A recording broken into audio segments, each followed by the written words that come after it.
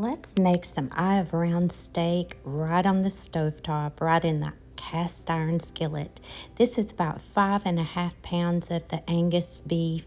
The very first thing I like to do is wash the beef. I wash it as soon as I get it out of the package.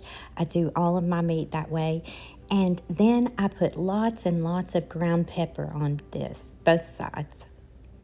Now back over to that cast iron skillet, and we are just going to drop about 2 or 3 pats of butter into this cast iron skillet.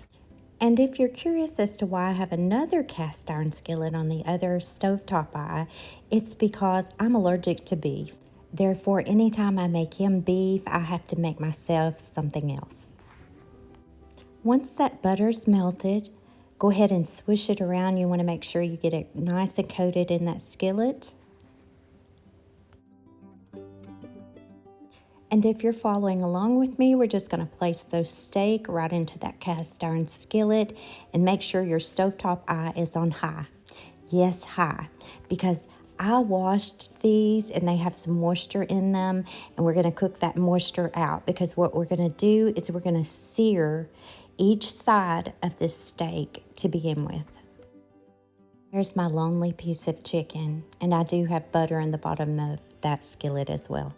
Back over to our eye of round, and it's coming along nicely. I'm just going to go ahead and flip them, and I will tell y'all, I'm that person. I will flip these 2 or 3 times, but again, we're just going to get these nice and seared on each side. I have been cooking these for about 5 minutes, and I'm flipping them again, and you can see that they're starting to get brown, and that's what we want. And after about 7 minutes in, they really are starting to brown. Keep in mind, I've got my stovetop eye on high, and they're looking just like how I want them.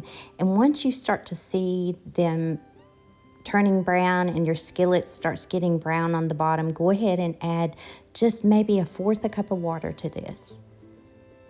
And keep that stovetop eye on high. This is going to give these steaks the best flavor. And although I can't have them, I certainly have not forgotten how to cook them, and I do remember how they taste. And I will tell y'all, the smell of these steaks while they were cooking was just, it was overwhelming to me. They smelled so good. I haven't made a steak for a very long time. But we're going to let this water boil out of them. And you can see my little puppy dog's pacing. The smell's getting to her too. And I'm going to flip them again.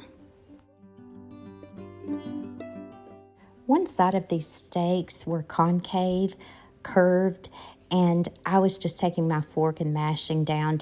I wanted to make sure that the steak actually got nice and brown on both sides. And I'm flipping them again. I'm going to add another maybe tablespoon or so of water. And just keep letting these cook. I did end up cooking these steak on each side for probably about 7 minutes on each side. It took a total of 15 minutes. My husband doesn't like them well done, but almost well done. And voila, about 15 minutes later, we're done. Make sure to turn your stovetop eye off anytime you're using a skillet with grease, and push that aside. And if you're curious, I use this Cajun, I think that's how you pronounce it, seasoning for this chicken, and it was delicious. And my husband loved his steak.